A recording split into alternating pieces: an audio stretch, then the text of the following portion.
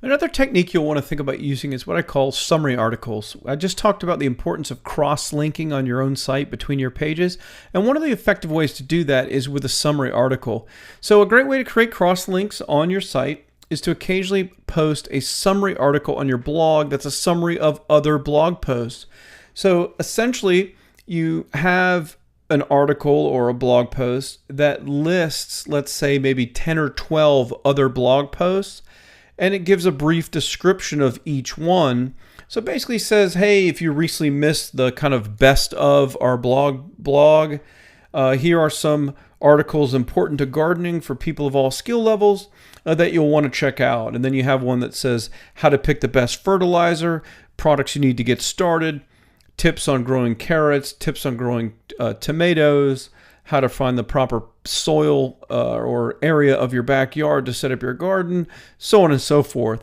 But you create a summary article and you can list to 10, 12 blog posts all within one blog post. And of course, those links are within paragraphs that actually make sense related to the topic. So it's sub-themed, where if you're talking about fertilizer, that paragraph just talking about fertilizer, then you link to the fertilizer blog post. And of course, all those links and all these pages on your site, they're all relevant within the same theme and, of course, the same topic.